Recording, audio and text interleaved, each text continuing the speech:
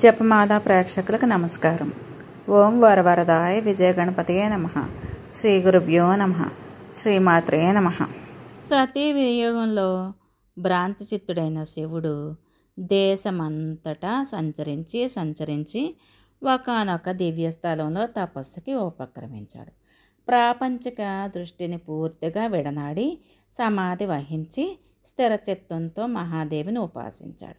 ఆమె రూపాన్నే ధ్యానిస్తూ ఆమె నామాన్నే జపిస్తూ కాలం గడుపుతున్నాడు. సతీదేవి వెళ్ళిపోవడంతో ముల్లోకాలు సౌభాగ్యరహితాలు అయ్యాయి.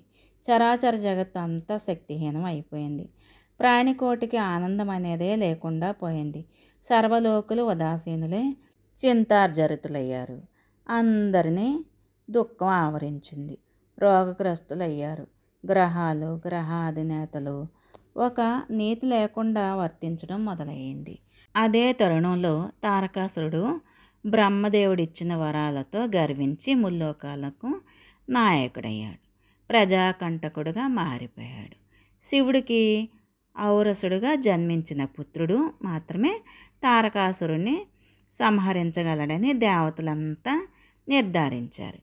శివుడికి అటువంటి పుత్రుడు లేడు అని తెలుసుకున్న తారకుడు మరీ విజృంభించి దేవతలను హింసించాడు.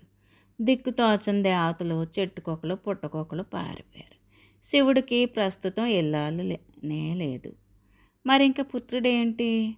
ఈ కష్టాల నుంచి గట్టెక్కేది ఎలాగా అని దేవతలంతా విచారంలో మునిగిపోయారు. మన దురదృష్టం ఎలా ఉంది? శ్రీ మహావిష్ణుని ఆశ్రయిద్దాము, ఆయన ఏదైనా ఉపాయం చెప్తాడు అని దేవతలంతా కూడబలుపుకొని వైకుంఠానికి వెళ్ళారు. మొరపెట్టుకున్నారు. శ్రీహరి వారించి వారందరినీ ఊరడించాడు. దేవతలారా, చింతించకండి. మన కోరికలు తీర్చడానికి కల్పవృక్షం శ్రీమన్మహాదేవి మణిద్వీపవాసిని జగన్మాత మనం చేసిన అపరాధాల వల్లనే మహాదేవి ఇలా ఉపేక్షించి ఊరుకుంది. మనకు బుద్ధి రావడం కోసం ఇలా శిక్షించింది. లాలన చేసిన తాడన చేసిన తల్లికి తగును. అయితే ఏ తల్లికి బిడ్డ మీద నిజమైన కోపం ఉండదు. దోషాలను తొలగించడానికి కోపం అభినయిస్తుంది. అంతే, మాటిమాటికి బిడ్డడు అపరాధాలు చేస్తూనే ఉంటాడు. అయినా తల్లి కనుక క్షమిస్తుంది, మరి ఇంకెవరూ క్షమించరు. అందుచేత దేవతలారా, మీరందరూ ఆ పరాంబికను శరణు వేడండి. ఇక ఆలస్యం చేయకండి. నిర్వ్యాజ కృపా సింధువు జగదీశ్వరి మిమ్మల్ని కాపాడుతుంది, రాక్షస పీడ తొలగిస్తుంది అని ఊరడించాడు. దేవతలందరినీ వెంట పెట్టుకొని లక్ష్మీ సహితుడే శ్రీహరి హిమవత్ పర్వతానికి బయలుదేరాడు. అక్కడ దేవతలు ప్రశాంత ప్రదేశాలను చూసుకొని అంబా మంత్రాన్ని పునశ్చరణ చేస్తూ అంబా యజ్ఞాలని దీక్షా దక్షతలతో నిర్వహించారు. కొందరు నామపారాయణ, కొందరు సూక్త పారాయణ, కొందరు మంత్రపారాయణ యథావిధిగా చేశారు. న్యాసపారాయణలు, అంతర్యాగ పారాయణలు, హృల్లేఖ పూజా పారాయణలు అయ్యారు. మరి కొందరు కొన్ని సంవత్సరాల పాటు ఇలాగ సాగినవి. జగన్మాత ఆవిర్భావం. చైత్రమాసం నవమి భృగువాసర దేవతల ఎదుట ఒక మహా తేజస్సు ఆవిర్భవించింది. దానికి 4 వైపులా 4 వేదాలు స్తుతిస్తున్నాయి. కోటి సూర్య ప్రతీకాశంగా ఉంది.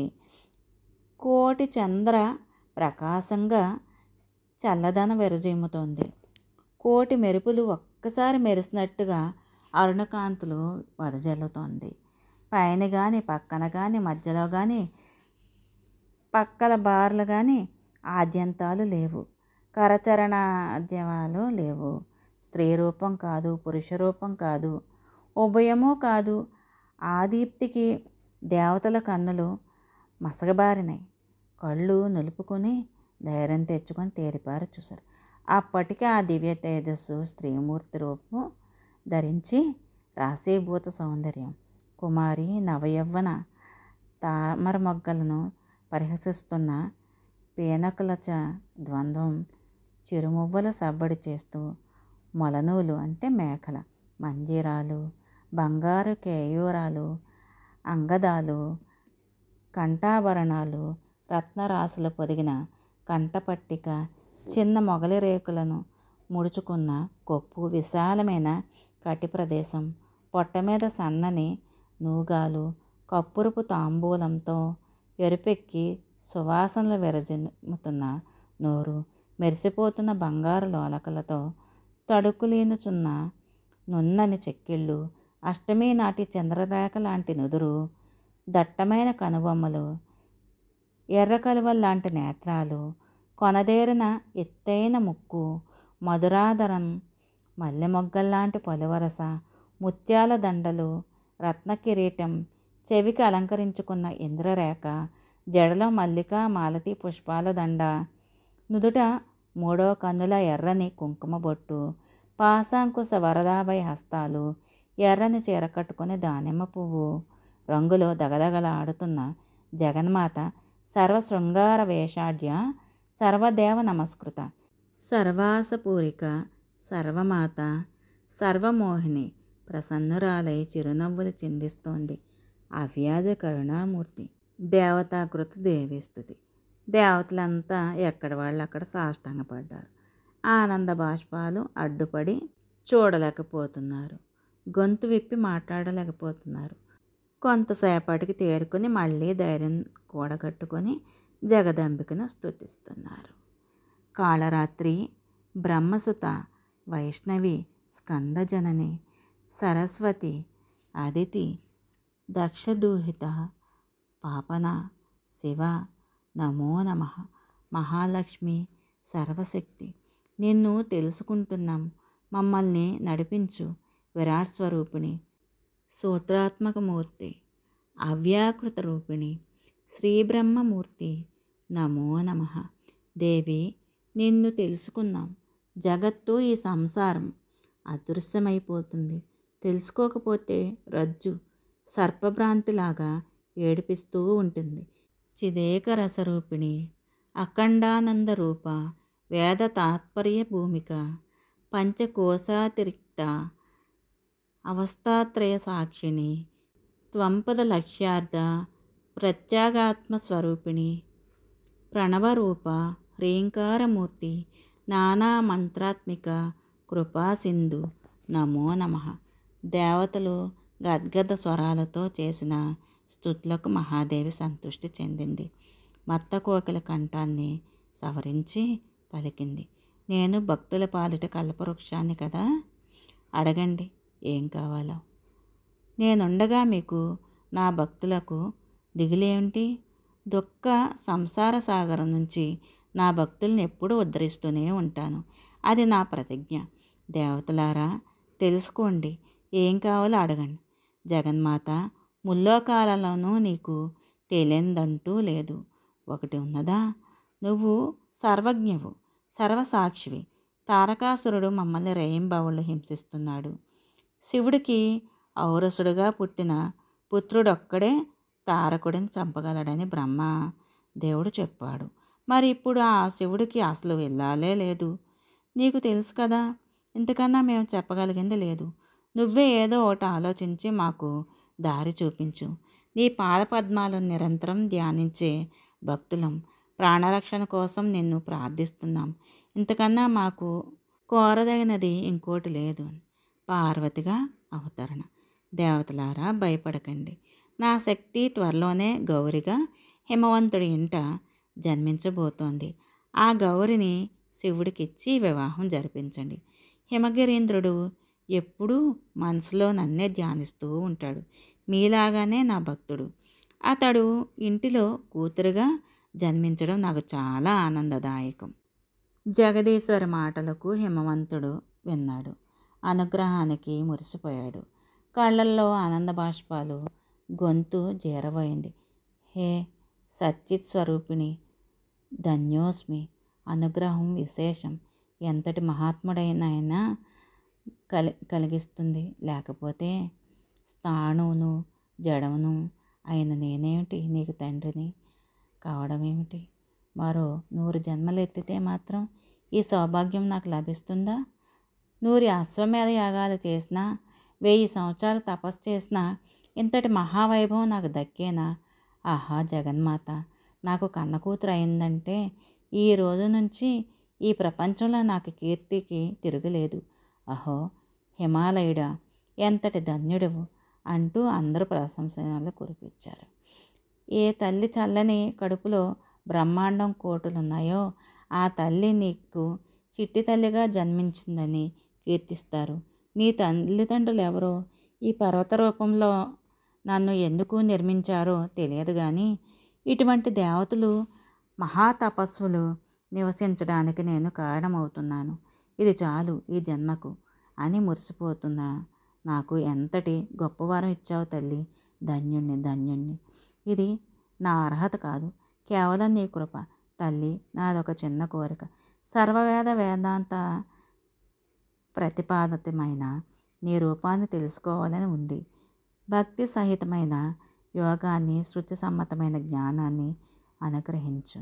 హిమవంతుడి అభ్యర్థనను జగన్మాత సమ్మతించి శృతినిహితమైన రహస్యాన్ని బోధించింది. జగన్మాత చేసిన జ్ఞానబోధ దేవీ గీత. జగన్మాత చేసిన జ్ఞానబోధకి దేవీ గీత. దేవతలారా, మీరు కూడా వినండి. విన్నవారందరూ నా రూపాన్ని పొందుతారు. హిమాలయ ఆదిలో నేనే ఉన్నాను, మరొకటి ఏదీ లేదు. ఆది ఆత్మరూపం, దానికి చిత్తు సంవిత్తు పరబ్రహ్మ అన్ని పేర్లు. అది అప్రతర్క్యం, నిర్దేశం, అనౌపమ్యం, అనామయం. దానికి స్వతసిద్ధమైన ఒకానొక శక్తి ఉంది. ఆ శక్తికే మాయా అని పేరు. అది సతి కాదు, అసతి కాదు, ఉభయము కాదు, అవిరోధంగా అన్నీను. ఇదొక విలక్షణమైన వస్తువు వంటిది. అగ్నికి వేడిమిలాగా, సూర్యుడికి వెలుగులాగా, చంద్రుడికి వెన్నెలలాగా ఇది నాకు సహజ శక్తి. జీవులు వారి కర్మలు, కాలము అన్నీ అందులోనే సంచరిస్తూ ఉంటాయి. ఆ స్వశక్తి సంయోగం వల్ల నేను బీజాత్మతను పొందుతాను. స్వసాధారణంగా దోషత్వం సమాగమం అవుతుంది. చైతన్య సంయోగం వల్ల నిమిత్తత్వం చెప్పబడుతుంది. ప్రపంచ పరిణామం వల్ల సమవాయిత్వం సంక్రమిస్తుంది. కొందరు ఈ మాయాశక్తిని తపస్సు అన్నారు, కొందరు తమస్సు అన్నారు, కొందరు జడం అన్నారు, కొందరు జ్ఞానము, మాయా, ప్రధానము, ప్రకృతి, శక్తి, అజము ఇవన్నీ పర్యాయ పదాలే. దీన్నే శైవశాస్త్ర విశారదుల విమర్శలు అన్నీ వ్యవహరిస్తూ ఉంటారు. వేదాంతులు అవిద్య అంటారు. ఇలా మాయాశక్తిని నిగమాగమాదుల్లో చాలా పేర్లు ఉంటాయి.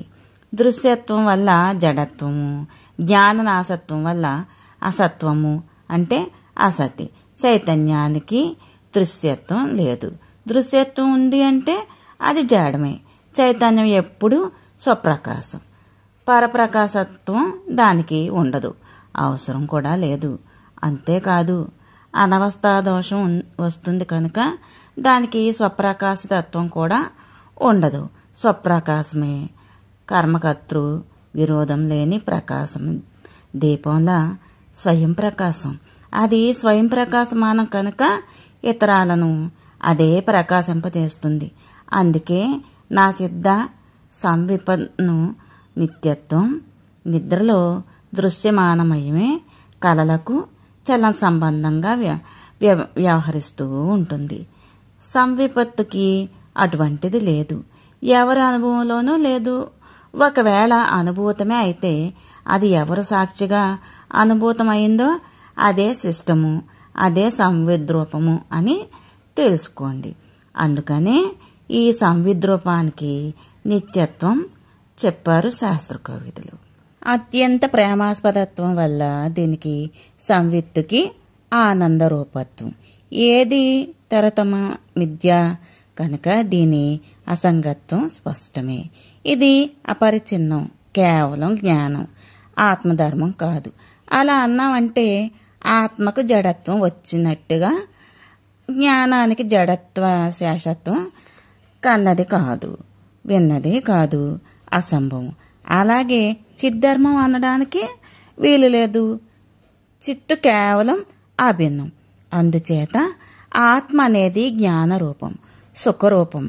అది సత్యం, పూర్ణం, అసంగం, ద్వైతజాల వివర్జితం. సంస్కారజనమైన కామకర్మ కాల విపాకాలకి మాయ వల్ల ఆవిర్భవిస్తూ ఉంటాయి. అవివేకము, అవిద్య, అబుద్ధి అనబడే మాయ వల్లనే వీటి సృజన జరుగుతూ ఉంటుంది. పర్వతరాజా, ఇది సంవిదాత్మ, నా అవలౌకిక రూపం, అవ్యాకృతం, అవ్యగ్రం, మాయా సబలితం.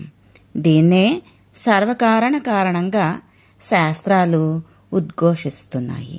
ఇది అన్ని తత్వాలకు ఆదితత్వం, సచ్చిదానంద రూపం, సర్వకర్మ ఘనీభూతము, ఇచ్ఛాజ్ఞాన క్రియాశ్రయము, హ్రీంకార మంత్రవాచ్యము అయిన నా ఆదితత్వాన్ని నీకు ఉపదేశించాను. దీని నుంచి శబ్దత మాత్ర రూపమైన ఆకాశం ఆవిర్భవించింది. ఆకాశం నుంచి స్పర్శాత్మకమైన వాయువు, వాయువు నుంచి రూపగణకమైన అగ్ని, అగ్ని నుంచి రసగుణకమైన జలం, జలం నుంచి గంధగుణకమైన పృథివీ ఆవిర్భవించాయి. వీటిలో ఆకాశం కేవల శబ్దగుణకమైతే వాయువు శబ్దస్పర్శ గుణకం, అగ్ని శబ్దస్పర్శ రూపం గుణాన్వితం, జలమేమో శబ్దస్పర్శ రూప రసగుణాన్వితం. పృథివీకి శబ్దస్పర్శ రూప రసగంధాలు 5 ఉంటాయి కనుక దీన్ని పంచగుణాన్వితం అంటారు.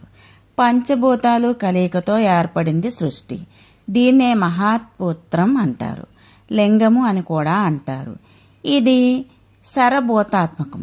ఆత్మకు లింగ శరీరం, కారణం శరీరం 2 ఉంటాయి. కారణ దేహం అవ్యక్తమని లోగడానే చెప్పాను కదా. పంచీకరణ మార్గంలో స్థూల దేహం ఏర్పడుతుంది.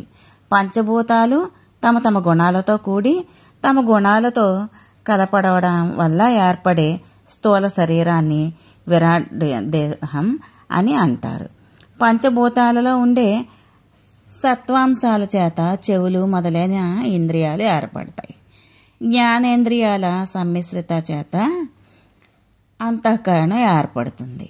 ఈ అంతఃకరణం వృత్తి భేదం వల్ల 4 విధాలు. సంకల్ప వికల్పాత్మకాన్ని మనసు అంటారు. సంశయరహితమైన నిశ్చయాజ్ఞానాన్ని బుద్ధి అంటారు. అనుసంధాన శక్తి కలిగినది చిత్తం. అహంకార రూపమైన ఆత్మవృద్ధికి అహంకారం అని పేరు. రజోంశలతో రూపొందినవి కర్మేంద్రియాలు. వీటి ప్రత్యేక సమ్మిశ్రణ వల్ల ప్రాణం అనేది 5 విధాలు అవుతుంది. హృదయ స్థానంలో ఉండే వాయువును ప్రాణము అంటారు. గుదస్థానంలో అపానం, నాభి స్థానంలో సమానం, కంఠదేశంలో ఉదానం. మిగతా సర్వ శరీరంలోనూ వ్యాపించి ఉండే వాయువును వ్యానము అంటారు. 5 జ్ఞానేంద్రియాలు, 5 కర్మేంద్రియాలు, ప్రాణ పంచకం, బుద్ధి, మనసు ఇవన్నీ కలిపి సూక్ష్మ శరీరం. దీనినే లింగ శరీరం అంటారు. ఇక ప్రకృతి అనేది 2 రకాలు. సత్వాత్మక ప్రకృతినే మాయ అంటారు. ఇది అవిద్యా గుణమిశ్రితమై ఉంటుంది. స్వాశ్రయాన్ని కాపాడుకునే గుణం వల్ల దీనికి పేరు వచ్చింది. దీనిలో ఈశ్వరుడు ప్రతిబింబిస్తా ఉంటాడు. ఇతడు స్వాశ్రయ జ్ఞానవంతుడు, సర్వజ్ఞుడు, సర్వకర్త, సర్వాసు గ్రహకారకుడు. అవిద్యలో ఉండే ప్రతిబింబమే జీవుడు. ఇతడు సర్వదుఃఖాశ్రయుడు. అవిద్యలో మునిగిన ఈ జీవేశ్వరులకు శరీరత్రయం ఉంది. దేహత్రయాభిమానం వల్ల నామత్రయం ఏర్పడింది. కారణ శరీరాత్మకుణ్ణి ప్రాజ్ఞుడు అంటారు. సూక్ష్మ అంటే లింగ శరీరాత్మకుణ్ణి తేజస్సుడు అని, స్థూల శరీరాత్మకుణ్ణి విశ్వుడు అని అంటారు.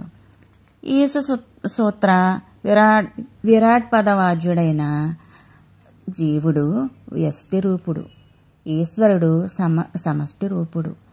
ఆ సర్వేశ్వరుడు జీవానుగ్రహకాంక్షతో సర్వభోగాశ్రయంగా విశ్వాన్ని సృష్టిస్తాడు.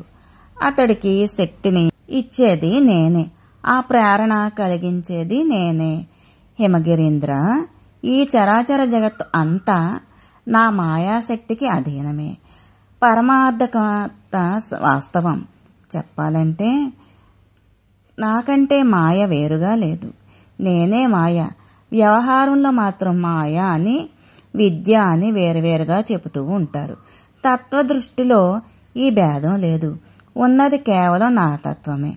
సర్వ జగత్తును సృష్టించి మాయా కర్మాది సహితమైన అందులోనూ నేను ప్రాణ పురస్సరంగా ప్రవేశిస్తాను. లోకాంత తరగతి మొదలైన అన్నీ కూడా నా మాయా భేదాలే. ఘటాకాశాదుల్లాగా నేను ఉపాధి భేదాలకు అతీతంగా ఉంటాను. ఉచ్చనీచాది వస్తువులనన్నింటినీ తన వెలుగులతో సమానంగా ప్రకాశింపచేస్తున్న సూర్యుడికి ఏ దోషాలు ఎలాగా అంటవో అలాగే నాకు ఎప్పుడు ఏ దోషాలు అంటవు. ప్రాళయాచల బుద్ధ్యాది కర్తృత్వాన్ని కొందరు నాకు ఆపాదిస్తారు. మరికొందరు ఆత్మ అని, ఇంకొందరు కర్మ అని నాకు పేర్లు పెడతారు. ఇదంతా మాయాభేదం వల్ల ఏర్పడిన అజ్ఞాన భేదం తప్ప మరింకేమీ కాదు. అసలు జీవేశ్వర విభాగ కల్పనమే మాయ. ఘటాకాశ మహాకాశ కల్పనం వంటిదే ఇదేను. ఇలాంటిదే జీవాత్మ పరమాత్మ విభాగం కూడా. జీవ బహుత్వం మాయ వల్ల ఏర్పడేదే తప్ప స్వతసిద్ధం కానే కాదు. ఈశ్వర బహుత్వము మాయే. ఆ మాయే దేహేంద్రియాది సంఘాత భేదత. జీవి భేద కల్పనకు అవిద్య హేతువు. గుణాలు వాసనా భేదతాలు. సారాంశంగా చెబుతున్నాను. ఏ భేద కల్పనకైనా హేతువు కేవలం మాయ, మరొకటి కానే కాదు. సృష్టి అంతా నాలో ఓతప్రోతంగా ఇమిడి ఉంటుంది. ఈశ్వరత్వం నాదే. సూత్రాత్మం విరాడాత్మం నేనే. బ్రహ్మ విష్ణు మహేశ్వరులు వాణి లక్ష్మి పార్వతులు సూర్యచంద్ర తారకాదులు అన్నీ నేనే. పశుపక్షి రూపాలు నావే. చండాలుడు నేనే. తస్కరుడు నేనే. బోయేవాడు నేనే. సత్కర్మలు దుష్కర్మలు క్రూరకర్మలు అన్నీ నేనే. స్త్రీ పున్ ఆకారాలు సర్వము నేనే. సందేహం లేదు. కన్నది కాని విన్నది కాని ఏ వస్తువైనా నేనే. లోపల బయట అంతటా వ్యాపించి ఉన్నది. చరము కాని అచరము కాని నేను లేని వస్తువు లేదు. ఒకవేళ ఉంది అంటే అది శూన్యం. గొడ్రాలి బిడ్డలాంటిది. ఒకే రజ్జువు సర్పంలాగా మాలికలాగా ఇంకా రకరకాలుగా ఎలా భ్రాంతిని కలిగిస్తుందో అలాగే నేను ఈసాది రూపాలతో భాషిస్తూ ఉంటాను. అధిష్టానాతిరేకంగా కల్పిత వస్తువు ఏదీ భాషించదు. అందుచేత నా అస్తిత్వంతోనే ఈ సృష్టికి అస్తిత్వం. నా సత్తతోనే ఇది సత్తావం అవుతోంది. అమృతోపమైన దేవీ ప్రసంగాన్ని హిమవంతుడు శ్రద్ధాళువై ఆలకించాడు. మహాదేవి, నీవు సమష్టి స్వరూపానివి. దయచేసి ఆ రూపంలోనే దర్శనం అనుగ్రహించు అని అభ్యర్థించాడు. ఈ అభ్యర్థనకు దేవతలందరూ సంతోషించారు. భక్తుల కోరికను తీర్చే కామధేను కదా జగదంబిక వెంటనే పరాత్పరమైన తన విరాట్ రూపాన్ని సందర్శింపజేసింది. ఆకాశమే శిరస్సుగా, సూర్యచంద్రులు నేత్రాలుగా, దిక్కులే చెవులుగా, వేదాలు వాక్కులుగా, వాయువు ప్రాణంగా, విశ్వమే హృదయంగా, పృథివీ జగనంగా, నభస్థలం నాభిగా, జ్యోతిశ్చక్రం వక్షస్థలంగా, మహార్లోకం కంఠంగా, జనుర్లోకం ముఖంగా, సత్య తపోకాదుల లలాటంగా, ఇంద్రాది దిక్పాలకులు బాహువులుగా అంటే శబ్దమే చెవిగా, అశ్విని దేవతలు ముక్కుపుటాలుగా, గంధమే గ్రాణంగా, అగ్నియే ముఖంగా, దివారాత్రాలు కనురెప్పలుగా, భూవిజృంభం బ్రహ్మస్థానంగా, జలమే తాలువుగా, రసమే జిహ్వగా, యముడు దంష్ట్రాలుగా, స్నేహ కళికలే దంతాలుగా, మాయయే హంసగా, క్రీగంట చూపులే సృష్టిగా, సిగ్గు పై పెదవిగా, లోభం కింద పెదవిగా, అధర్మ మార్గం వృష్టభాగంగా, ప్రజాపతి మేహభాగంగా, కౌమార యవ్వన వార్ధక్యాది వయస్సులు నడకలుగా, మేఘాలు ముంగురులుగా, చంద్రుడు మనస్సుగా, శ్రీ మహావిష్ణు జ్ఞానశక్తిగా, రుద్రుడు అంతఃకరణంగా, అశ్వజాతులు శ్రోణిదేశంగా, అతల కుతలాతి లోకాలు కటి ప్రదేశానికి అదో భాగంగా, సముద్రాలు కుక్షిగా, పర్వతాలు అస్థికలుగా, నదులు నాడీతంత్రులుగా, వృక్షాలు కేశాలుగా అదో భాగంగా విరాజిల్లుతున్న మహారూపాన్ని, శ్రీమన్ మహాదేవి విరాట్ రూపాన్ని హిమవంతుడు సకల దేవతలు సందర్శించి ఆశ్చర్యచకితులయ్యారు. మంటలు ఎగజిమ్ముతున్న ముఖం, చప్పరిస్తున్న నాలిక, పళ్ళు పటపటలాడిస్తున్న నోరు, అగ్నులను వెదజల్లుతున్న కన్నులు, రకరకాల ఆయుధాలను ధరించి చేతులు బ్రాహ్మణ క్షత్రియ ధర్మాలతో రూపుగొన్న వీరత్వం, సహర్ష శేషాలు, సహర్ష నయనాలు, సహర్ష చరణాలు, కోటి సూర్య ప్రతీకాశము, విద్యుత్కోటి సమప్రభము అయిన తేజోమయ రూపము కన్నులకే కాదు గుండెలకు భయం గొలిపే ఘోర భీకర భీషణాకారం. దేవతలు కన్నులు అప్పగించి చూస్తూనే ఉన్నారు, హాహాకారాలు చేస్తున్నారు. ఆ దివ్య తేజస్సును తట్టుకోలేక అందరూ మూర్ఛపోయారు. 4 వేదాలు 4 దిక్కుల నుంచి మంత్రాలు చదివి మళ్లీ అందర్నీ స్పృహలోనికి తెచ్చి ఊరడించాయి. అప్పటికి ధైర్యం వచ్చింది. చెమ్మగిల్లిన కన్నులతో, జీరవైన కంఠాలతో సకల దేవతలు ఆ విరాట్ రూపిణిని స్తుతించారు. జగదంబ, మా అపరాధాన్ని క్షమించు, నీ బిడ్డలం, నీ దీనులం రక్షించు. నీ విరాట్ రూపాన్ని చూసి భయంగా ఉంది. దేవేశ్వరి, కోపాన్ని విడిచిపెట్టు. నిన్ను ఏమని స్తుతించగలం?